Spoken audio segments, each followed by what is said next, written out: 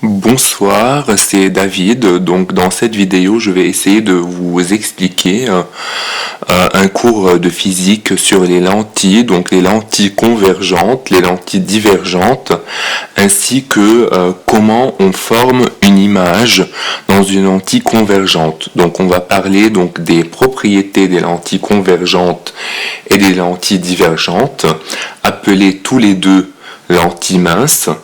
Et on va essayer aussi d'expliquer donc les images qui se forment dans une lentille convergente uniquement. Je vais commencer par parler de la notion de propagation rectiligne de la lumière et de la notion d'objet et image. Donc, qu'est-ce que c'est que la propagation rectiligne de la lumière? La propagation rectiligne de la lumière, c'est-à-dire que dans un milieu transparent et homogène. Donc vous voyez les deux mots là à l'écran, transparent et homogène. La lumière se propage en ligne droite. Donc qu'est-ce que ça veut dire? Ça veut dire que quand je dessine dans la physique le trajet de la lumière, je dessine toujours une ligne droite avec une flèche qui indique le sens de propagation de la lumière. Donc ça s'appelle un rayon lumineux quand je dessine une seule droite avec une seule flèche, alors que quand je dessine plusieurs droites avec plusieurs flèches, donc ça c'est un rayon, deuxième rayon, troisième rayon, vous regardez là la flèche de ma souris, un rayon, deux rayons, trois rayons, je peux dessiner n'importe quel nombre de rayons. L'important c'est que quand je dessine plusieurs rayons, maintenant je suis en train de dessiner un faisceau lumineux. Donc un seul c'est un rayon, plusieurs c'est un faisceau lumineux. Les faisceaux lumineux sont de trois types. Donc le premier type, vous voyez là à l'écran avec ma souris, je l'indique, c'est un faisceau parallèle. Donc les différents rayons, premier rayon, deuxième, troisième et quatrième, sont tous parallèles. Et donc le faisceau, ça s'appelle un faisceau lumineux parallèle. Deuxième type de faisceau, le faisceau lumineux convergent. Dans ce type de faisceau-là, donc si vous regardez, vous allez voir que les différents rayons, ils ont tous la même direction, mais ils vont tous se converger en un seul point, ici. C'est pourquoi le faisceau s'appelle convergent, parce que les rayons convergent tous en un seul point. Le troisième type de faisceau, c'est le faisceau divergent. Ici, c'est l'inverse du faisceau convergent. Ici, donc le faisceau divergent, c'est un faisceau, on part d'un seul point et les rayons, tous les rayons partent de ce point pour s'ouvrir comme un épouvantail.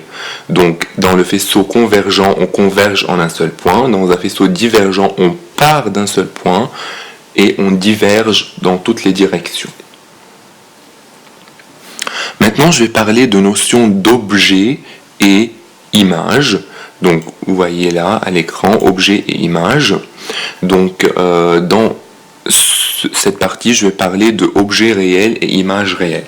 Donc, un objet, c'est l'objet qu'on a dans la main et qu'on veut voir son image dans un système optique. Par exemple, moi, je suis l'objet. Si je me regarde dans un miroir, je vais voir mon image dans le miroir.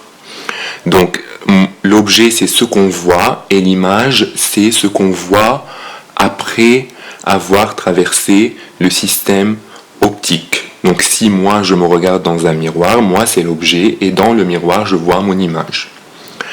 Cet objet, il peut être réel ou virtuel et cette image peut être réelle ou virtuelle. L'objet, donc, il est réel si tous les rayons convergent vraiment en cet objet. Donc, si ce point-là, ce point jaune, c'est mon objet, donc les rayons, on les regarde, ils convergent tous en ce point-là, ils se rencontrent tous en ce point-là, donc l'objet est réel. Pour l'image aussi, si les rayons tous se rencontrent dans le point image, si ce point jaune c'est l'image, si tous les rayons se rencontrent dans cette image-là est réelle. Généralement, les objets et les images réelles sont en deux dehors du système optique, donc à l'extérieur du système optique. Si le système optique c'est le miroir, donc l'objet est réel et l'image est réelle si je suis en dehors du miroir. Donc si je regarde dans le miroir, je vois une image. L'image dans le miroir est virtuelle parce qu'elle se trouve dans le miroir, à l'intérieur du miroir, c'est-à-dire dans le système optique. Donc un objet et une image sont réels s'ils sont à l'extérieur du système optique, comme ces deux points jaunes là. Cet objet et cette image sont réels parce qu'ils sont à l'extérieur du système optique. Deuxième chose, ils sont réels parce que les rayons se rencontrent vraiment sur l'objet et sur cette image. Et troisième chose, on peut alors les recueillir sur un écran. Donc cette image, si je la mets sur un écran, je peux la voir sur un écran. Imaginez votre rétroprojecteur dans la classe. Donc le rétroprojecteur, il met des images sur l'écran. Sur l'écran, on voit ces images-là, donc on peut les former sur un écran. Donc les images sur l'écran du rétroprojecteur sont réelles. Trois choses alors, à l'extérieur du système optique, les rayons se rencontrent vraiment et on peut l'accueillir sur un écran. Ça, c'est l'image réelle. Si j'avance vers cette photo-là, donc ici vous voyez pour l'image virtuelle, vous voyez très bien maintenant elle est à l'intérieur du système optique. Les rayons ne se rencontrent pas vraiment, mais moi je les prolonge pour se rencontrer. Donc elle est virtuelle. Et cette image virtuelle, je ne peux pas la former sur un écran. Pour la voir, il faut regarder dans le système optique, c'est-à-dire par exemple pour voir votre image virtuelle du miroir, il faut regarder dans le miroir. Pour une lentille, il faut regarder dans la lentille si on veut voir une image virtuelle. Alors que pour une image réelle, il fallait mettre un écran pour la voir. Pareil pour l'objet, il est virtuel s'il est dans le système optique, si les rayons ne se rencontrent pas vraiment et si il ne peut pas être cueilli sur un écran. Donc je vais avancer. Donc en conclusion, pour regarder si l'image est réelle ou l'objet est réel, il faut regarder si je suis avant ou après le système optique. Donc si le système optique est ici, donc la lentille ou bien le miroir sont ici, le système optique, les points bleus. Si je suis avant le système optique, l'objet est réel et l'image est virtuelle. Si je suis après le système optique, l'image est réelle et l'objet est virtuel. Donc pour avant, objet réel, image virtuelle. Pour après, l'image est réelle et l'objet est virtuel. Donc quand on va étudier la lentille, si j'ai une lentille ici, l'objet avant la lentille est réel, après la lentille, il est virtuel. L'image, elle est virtuelle avant la lentille, elle est réelle après la lentille. Maintenant, je vais commencer par expliquer ces lentilles desquelles je parlais depuis tout à l'heure. Donc, qu'est-ce qu'une lentille? Une lentille, c'est un milieu qui est transparent. Vous voyez le mot là, je l'indique par la flèche de ma souris. Un milieu transparent et homogène. On a dit donc ces deux propriétés en classe. Et il n'est jamais plan. Il est donc, ça c'est une lentille. Donc des deux côtés, j'ai une calotte sphérique. Donc j'ai une sphère de ce côté-là, une sphère circulaire de l'autre côté. Donc je peux avoir une lentille qui est d'un côté plan, de l'autre côté sphérique, mais jamais les deux côtés sont plans. Donc il y a une partie qui sera sphérique, soit celle-là, soit celle-là. Un des deux côtés est sphérique, l'autre il est plan ou sphérique. L'important c'est d'avoir un côté sphérique pour avoir une lentille. Exemple de lentille, par exemple les lentilles des lunettes. Les verres des lunettes sont des lentilles. Donc c'est des objets transparents et qui peuvent faire passer la lumière de façon homogène. Et quand la lumière traverse les lentilles des lunettes, c'est-à-dire par exemple ça c'est la lentille des lunettes, quand elle les traverse, elle change de direction. Donc milieu transparent, homogène, à travers lequel je peux changer la direction de la lumière. Donc pourquoi ce chapitre il s'intitule les lentilles minces? Donc regardez le mot ici, lentille mince.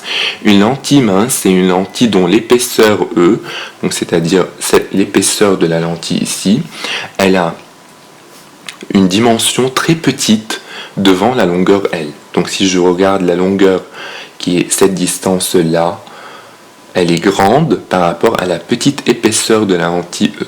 C'est pourquoi les lentilles, qu'elles soient convergentes ou divergentes, toutes les deux, on les appelle des lentilles minces parce que ils ont la propriété d'avoir une longueur très grande devant leur épaisseur.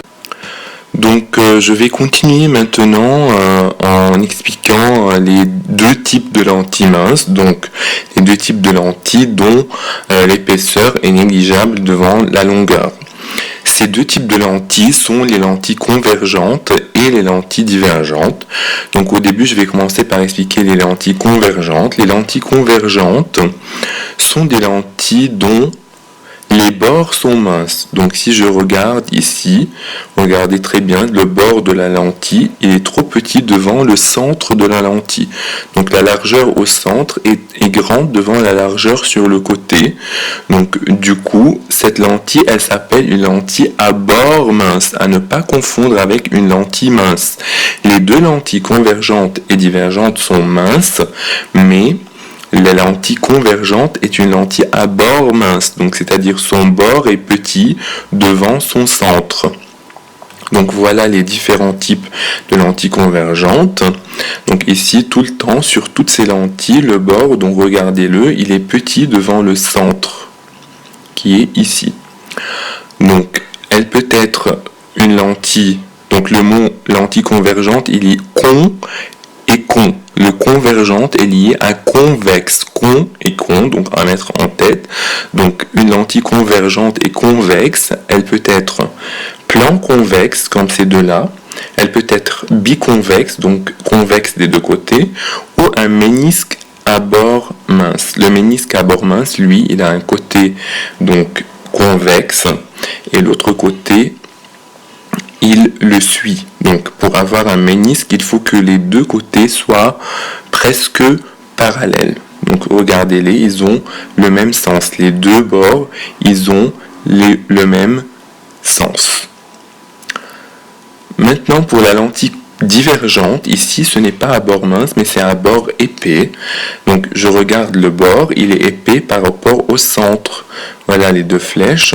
Donc le côté il est épais par rapport au centre, le bord est épais par rapport au centre. Donc on les appelle les lentilles à bord épais ou lentilles divergentes. Ici les lentilles divergentes sont reliées à concave. Donc elles sont plan concave comme ces deux-là, donc un côté concave, un côté plan, ou biconcave comme celle-là, les deux côtés sont concaves, ou bien les deux côtés, donc un concave et l'autre il suit la même direction. Donc parce que ici c'est un ménisque. Un ménisque, donc les deux côtés suivent la même direction. Donc ici vous voyez très bien que le bord est épais, donc c'est pourquoi le ménisque ici est à bord épais.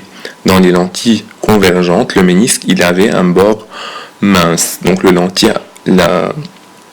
ménisque à bord mince c'est une lentille convergente et le ménisque à bord épais c'est une lentille divergente. Donc maintenant comment je schématise ces deux lentilles là. Donc regardez, ça c'est une lentille convergente, donc je la dessine sous forme d'une flèche, mais d'une flèche normale, donc les flèches qu'on connaît. Donc on met une ligne droite verticale avec deux flèches sur le côté, on lui met un centre optique qui est le centre de la lentille, donc on met au centre de cette double flèche un point haut qui est le centre de la lentille, et ici on met une ligne droite qui passe par haut qui est alors l'axe optique de la lentille ou bien l'axe principal de la lentille.